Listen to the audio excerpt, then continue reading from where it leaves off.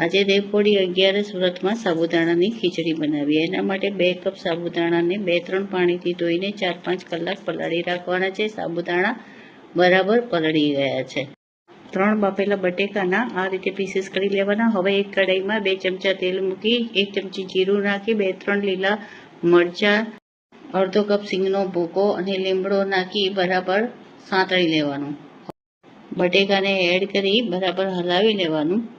હવે એમાં ધાણા જીરું, હળદર અને કાશ્મીરી લાલ મરચું નાખીને બરાબર સોતે કરવાનું.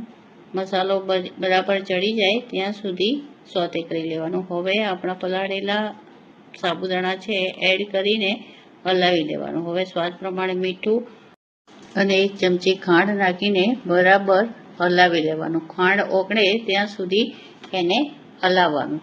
હવે લીંબુનો રસ નાખીને સર્વ કરીએ.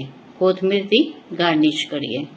મારી રેસિપી ગમી હોય તો લાઈક, શેર, સબસ્ક્રાઈબ અને ફોલો શ્યોર કરજો. Thank you.